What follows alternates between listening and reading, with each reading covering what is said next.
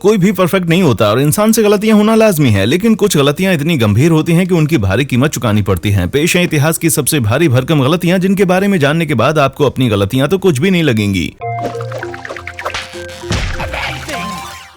Number 10, नियोंगसू पुल ध्वस्त हुआ। South Korea के हान नदी पर बना नियोंगसू पुल वहां के दो जिलों को आपस में जोड़ता है और सियोल शहर के सबसे व्यस्त रास्तों में से एक है, लेकिन 3805 फीट लंबा ये ढांचा 21 अक्टूबर 1994 की सुबह एक बड़े हादसे का शिकार हो गया। सुबह के वक्त हजारों की तादाद में पैदल यात्री इस पुल का इस्तेमाल करते हैं। बदकिस्मती से उस दिन ये पुल वजन नहीं झेल पाया और सुबह के 7:40 पर उसका 157 फीट लंबा सेंट्रल हिस्सा टूटकर खचाखच भरी कारों और बसों समेत 65 फीट नीचे स्थित नदी में जा गिरा। इस हादसे में 32 लोगों की जान चली गई और 17 लोग घायल हो गए, जिसके बाद सरकार ने घटना की आधिकारिक जांच के आदेश जारी कर दिए। पुल की बुनियाद कमजोर होने की वजह से वो हिलता हुआ महसूस होता था और इस बात की शिकायतें पहले भी मिल चुकी थी। इन सब की वजह से पुल के निर्माण के दौरान की गई एक गलती। रिपोर्ट में पता चला कि पुल के सेंट्रल हिस्से को सपोर्ट करने वाली जॉइंट्स में 10 mm की जगह 8 mm की वेल्डिंग की गई थी, जिसके चलते पुल की बेहद इंपॉर्टेंट कनेक्टिंग पिन्स अत्यधिक प्रेशर के कारण टूट गयी। दूसरी वजह यह थी कि पुल को 36.3 टन तक के भार वाले वाहनों के लिए बनाया गया था, लेकिन 45.3 टन वजन वाली कारें भी उसका खूब इस्तेमाल करती थीं। इस हादसे के चलते सरकार को पीड़ितों को $1.5 लाख का मुआवजा देना पड़ा और पुल को फिर से बनाकर खड़ा करने में कुल $20 लाख का खर्चा आया। यानी कि किसी की एक छोटी सी गलती ने सरकार को अच्छा खासा नुकसान पहुंचा दिया भाई। नंबर 9, जानलेवा इमारत। 2014 की बसंत ऋतु में लंदन के पॉश फाइनेंशियल डिस्ट्रिक्ट में एक नई गगनचुंबी इमारत का निर्माण हुआ। 525 फीट ऊंची चमचमाती हुई इस बिल्डिंग के शेप की वजह से लोगों ने उसे वॉकी टॉकी का नाम दिया, लेकिन सुंदर से दिखने वाली ये बिल्डिंग काफी खतरनाक साबित होने वाली थी। बिल्डिंग का दक्षिणी फेस कॉन्केव या अवतल शेप का था, जो कि धूप रिफ्लेक्ट करने वाले मिरर से ढका हुआ था। बिल्डिंग का ये कॉन्केव शेप धूप को कुछ खास बिंदुओं पर केंद्रित करता था, जिससे कि उन जगहों का तापमान 70 डिग्री सेल्सियस तक पहुंच जाता था। ये तापमान इतना ज्यादा था कि उसकी जद में आने वाली टाइल्स पे घल जाती थी और एक बार तो सामने स्थित एक बार्बर शॉप की कारपेट में आग भी लग गई। वहीं पास में एक स्थानीय बिजनेसमैन ने अपनी जगुआर XJ खड़ी कर रखी थी, जो अत्यधिक तापमान के कारण पिघल गई और एक पत्रकार ने तो उस भीषण गर्मी की मदद से ऑमलेट तक बना डाला। बिल्डिंग से होने वाले नुकसान को रोकने के लिए उसके दक्षिणी भाग पर तीसरी और 34वीं मंजिल के बीच धूप रोकने वाली एक चादर लगा दी गई। चादर को लगाने में कुल 6 महीने लगे और $12 मिलियन का खर्चा आया, जो मालिकों को जरूर चुभा होगा, क्योंकि बिल्डिंग के निर्माण में पहले ही $250 मिलियन खर्च हो चुके थे। हैरानी की बात तो यह है कि इस बिल्डिंग को बनाने वाले आर्किटेक्ट राफेल बेनोली को लास वेगास के विदारा होटल को भी डिजाइन किया था और उस बिल्डिंग में भी ठीक इसी तरह की दिक्कतें आई थी। समस्या इतनी ज्यादा गंभीर थी कि लोगों ने होटल की इमारत को डेथ वे का नाम दे डाला। राफेल ने बताया कि उन्हें समस्या का अंदेशा तो था, लेकिन उनके पास समस्या को गंभीरता से आंकने के लिए सही औजार नहीं थे। कोई इस बंदे से बोलो कि भाई बिल्डिंग के नाम पे सुपर वेपन बनाना बंद कर दे भाई। Number 8, lotus riverside. शंघाई में स्थित लोटस रिवरसाइड कॉम्प्लेक्स एक बहुत ही महत्वाकांक्षी प्रोजेक्ट था, जो एक गलती के चलते पूरी तरह से बर्बाद हो गया। ये एक रेसिडेंशियल कॉम्प्लेक्स था जिसमें 13 मालों की 11 अपार्टमेंट बिल्डिंग्स बनाई गई थीं, लेकिन 27 जून 2009 के दिन सुबह 5 बजे उनमें से एक बिल्डिंग भर कर गिर पड़ी, पर खुशकिस्मती से उसके अगल बगल वाली बाकी की बिल्डिंग्स एकदम सही सलामत खड़ी रहीं। हादसे में एक मजदूर की जान चली गई, लेकिन अगर लोगों ने उस बिल्डिंग में रहना शुरू कर दिया होता तो मरने वालों की तादाद कहीं ज्यादा हो सकती थी। जांच में पता चला कि बिल्डिंग के निर्माण में मानकों का ठीक तरीके से पालन नहीं किया गया था और उसकी बुनियाद भी गलत तरीके से की गई थी। बिल्डिंग के नीचे 15 फीट खुदाई करके एक अंडरग्राउंड पार्किंग बनाई गई थी और खुद खुदाई में निकलने वाली मिट्टी को पास स्थित एक नदी किनारे 32 फीट की ऊंचाई तक ढेर कर दिया गया था। अत्यधिक प्रेशर के कारण नदी का किनारा टूट गया और ढेर सारा पानी बिल्डिंग की बुनियाद में घुस आया।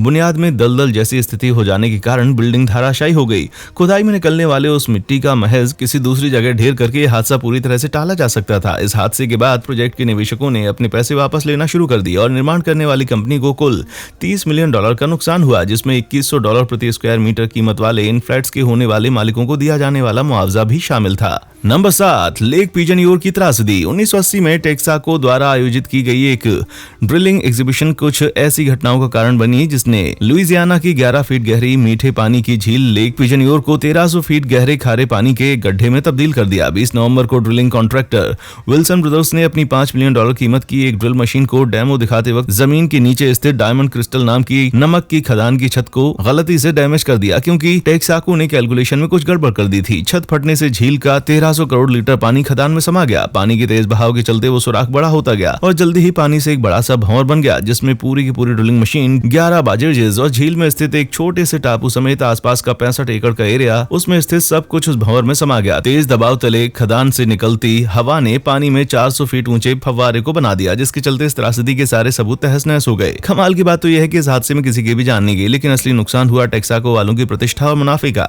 टेक्साको को डायमंड क्रिस्टल माइन को मुआवजे के रूप में $32 मिलियन और पास स्थित एक प्लांट नर्सरी को $12.8 मिलियन अदा करने पड़े। इस लिहाज से देखा जाए तो लेक पिजनियोर आज तक की सबसे महंगी मानव निर्मित झील है, जिसे बनाने में विल्सन ब्रदर्स और टेक्साको को कुल मिलाकर $140 मिलियन का नुकसान हुआ। Number 6, Baltic ace carrier ship. 5 दिसंबर 2012 को बाल्टिक एस नाम की बड़ी सी कैरियर शिप जब मात्र 15 मिनट में नॉर्थ सी की तली में समा गई तो ये बात एकदम साफ हो गई थी कि भारी तबाही मचाने वाली गलतियां कभी भी कहीं भी हो सकती हैं।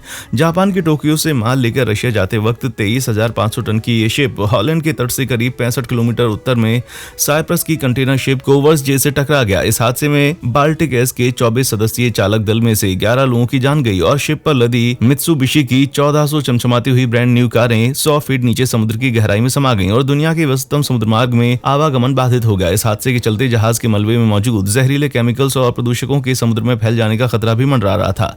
मार्च 2014 में रिक्स वाटर स्टेट कंपनी ने जहाज के मलबा साफ करने के लिए बोस कैलिस एंड मेमेड सैल्वेज नाम की कंपनी को हायर किया, जिन्होंने मलबे में मौजूद 5,40,000 लीटर ईंधन को बाहर निकालने से शुरुआत की। इस पूरे काम में 18 से ज्यादा शिप्स और 150 से भी ज्यादा लोगों को जुटना पड़ा, जिन्होंने मलबे को कई टुकड़ों में काटकर पानी से बाहर निकाला। जमीनी तौर पर यह काम अप्रैल 2015 में शुरू हुआ और जहाज को 8 हिस्सों में काटकर निकाला गया। जरा देखिए तो सही, ये कितना विशालकाय है। ये चकनाचूर कारों से भरा हुआ है। बाल्टिक एस का बड़ा सा बो।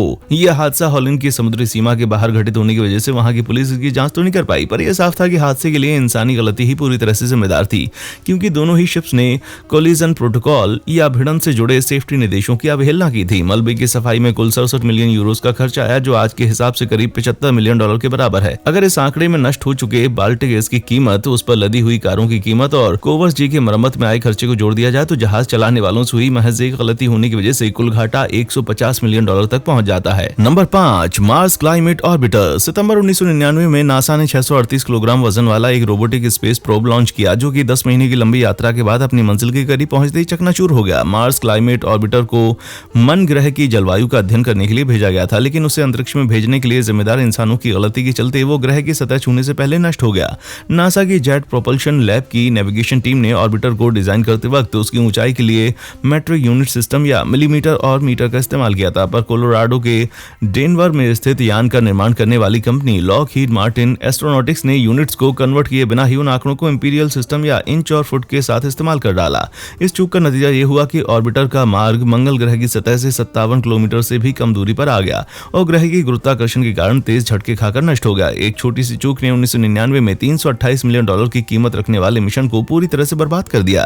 आज की महंगाई के हिसाब से एडजस्ट करने पर यह आंकड़ा पूरे $500 मिलियन के पास पहुंचता है। इसीलिए मैं लोगों को हमेशा से कहता आया हूं कि सिर्फ कोई एक यूनिट सिस्टम ही इस्तेमाल करना चाहिए। Number 4, S81 Isaac Peral. हम सभी से गलतियां होती हैं और इससे पहले कि हम उन गलतियों को सुधारने का मौका मिले अक्सर काफी देर हो चुकी होती है, लेकिन स्पेन की सबसे बेहतरीन पनडुब्बी मानी जाने वाली S81 आइजैक पेराल का मामला थोड़ा सा अलग है। स्पेनिश नौसेना के लिए 2013 में कमीशन की गई 4 पनडुब्बियों में से एक S81 के अत्याधुनिक डिजाइन में एक गड़बड़ी थी, जिसके चलते एक बार पानी की गहराइयों में उतरने के बाद इस पनडुब्बी का ऊपर आ पाना मुश्किल हो जाता।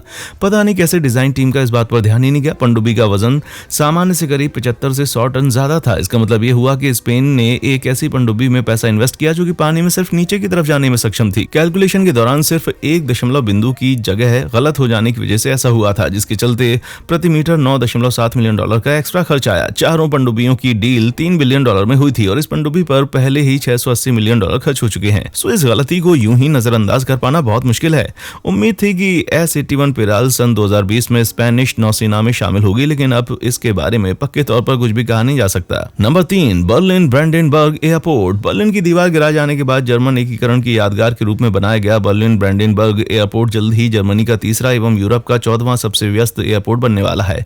एयरपोर्ट में ultra modern terminals, bold structures और एक चालू रेलवे स्टेशन होने के बाद भी किसी यात्री ने आज तक इसकी देहरी नहीं पार की है। कई बिलियन डॉलर कीमत वाला ये एयरपोर्ट सन 2012 में शुरू होने वाला था, लेकिन आज भी वहां की कार्गो बेल्ट खाली पड़ी है और कोई भी यात्री नजर नहीं आता। पर ऐसा आखिर क्यों है? 2007-2008 में आई वैश्विक मंदी के कारण निवेशकों ने इस प्रोजेक्ट में से अपने पैसे निकालने शुरू कर दिए, जिसके बाद पॉलिटिशियंस ने इसे सरकारी पैसों से पूरा करने की ठान ली। जाहिर है कि अलग अलग नेताओं के प्रोजेक्ट के बारे में राय भी अलग अलग थी, जिसके कारण उसकी डिजाइन में कई दफा बदलाव किए गए। एक बार टर्मिनल की क्षमता को दोगुना कर दिया गया, वो भी कंस्ट्रक्शन शुरू होने के बाद। उसके बाद कंपनी ने नोटिस किया कि डिजाइनर ने एयरपोर्ट में शॉपिंग स्पेस तो बनाई ही नहीं थी। बस फिर क्या था, डिजाइन में एक बार फिर से बदलाव करके एयरपोर्ट में नई शॉपिंग एरिया जोड़ी गई। खैर, किसी तरह कंस्ट्रक्शन का काम पूरा हुआ और 2012 में जब एयरपोर्ट का उद्घाटन किया जाने वाला था तो पता चला कि उसका फायर अलार्म सिस्टम तो काम ही नहीं कर रहा था। अधिकारियों ने पूरे प्रोजेक्ट की दोबारा से जांच करने पर पाया कि एयरपोर्ट में कुल मिलाकर 5,50,000 खामियां थीं, जिसमें गलत जगह इंस्टॉल की गई लाइट बल्ब से लेकर पूरी की पूरी केबल सिस्टम्स तक शामिल थी। बेकार पड़े इस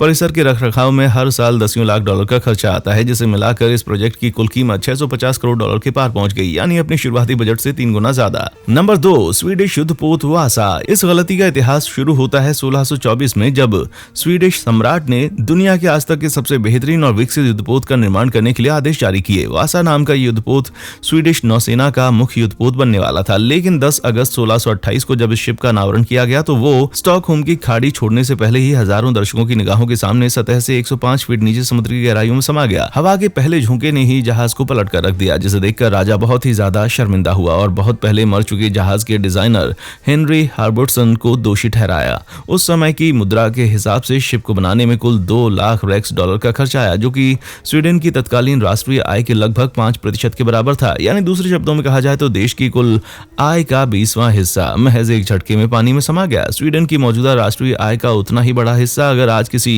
शिप पे खर्च कर दिया जाए तो उसकी कीमत $25.6 बिलियन से ज्यादा होगी। जहाज के मलबे को बाहर निकालने का काम 1956 में शुरू होकर 1990 तक चला, जिसके बाद 17वीं शताब्दी के शिप को रिस्टोर करके दावासा म्यूजियम में प्रदर्शित किया गया। मलबे को बाहर निकालने में आए खर्च के बारे में कोई आधिकारिक जानकारी तो उपलब्ध नहीं है, लेकिन आजकल के रेट के हिसाब से देखा जाए तो यह आंकड़ा 55 से 110 मिलियन डॉलर की रेंज में रहा होगा, जो कि सबसे अफसोस की बात है कि पड़ताल में पाया गया वासा का गन डेक कुछ ज्यादा ही भारी था। जहाज के दुर्घटनाग्रस्त होने के लिए डिजाइन फॉल्ट ही पूरी तरह से जिम्मेदार था। नंबर 1, अलास्का को बेचना। किसी भी चीज को बेचने से पहले अच्छी तरह से कंफर्म कर लेना चाहिए कि वह आपके लिए किसी काम की है या नहीं, और अलास्का का उदाहरण इस बात को एकदम सही साबित करने के लिए काफी है। किसी जमाने में अलास्का रूस की संपत्ति हुआ करती थी, जहां से बड़ी मात्रा में फर, चाय और बर्फ प्राप्त किया जाता था, लेकिन 1867 में रूसी सम्राट अलेक्जेंडर द्वितीय ने फैसला किया कि ये इलाका उनके लिए अब किसी काम का नहीं है। भीषण ठंड के कारण अलास्का में खेती कर पाना काफी मुश्किल था और बेहद सुदूर इस इलाके की आक्रमणकारियों से रक्षा करने में बड़ी दिक्कतों का सामना करना पड़ता था। सो डील फाइनल हुई और $7.2 मिलियन की कीमत पे अमेरिका ने इस इलाके को रूस से खरीद लिया। शुरू में अमेरिका वाले भी अलास्का को बेकार समझते थे, लेकिन 1986 में अलास्का के यूकॉन में सोने के भंडार मिलने के बाद पता चला कि ये इलाका तो खनिज तेल एवं अन्य प्राकृतिक संपदा का अकूत भंडार साबित हो सकता है। उस जमाने में रूसी रूबल और अमेरिकी डॉलर का अनुपात बराबर हुआ करता था, जिसकी वजह से डील में रूस को कोई खास फायदा तो नहीं हुआ, लेकिन अमेरिका अपने इन्वेस्टमेंट से करीब 100 गुना ज्यादा कमा चुका है। अर्थशास्त्री दावा करते हैं कि अलास्का की जमीन तले छिपे खनिज तेल और गैस की ही कीमत $200 बिलियन के पार रही होगी। मैं पक्के तौर पर कह सकता हूं कि रूस का वो सम्राट अपनी ये भीषण गलती बाद में याद करके कब्र में भी चैन से नहीं रह पाता होगा। भाई, क्या आपने भी कभी इस वीडियो जैसी गलतियां की हैं? इनमें से किस गलती के बारे में सुनकर आपको अपना माथा पीटने का मन किया? आपकी आज तक की सबसे बड़ी गलती क्या थी? नीचे कमेंट बॉक्स में आपके जवाब का हमें बेसब्री से इंतजार रहेगा। हमारे चैनल को लाइक, शेयर और सब्सक्राइब जरूर करें। देखने के लिए शुक्रिया।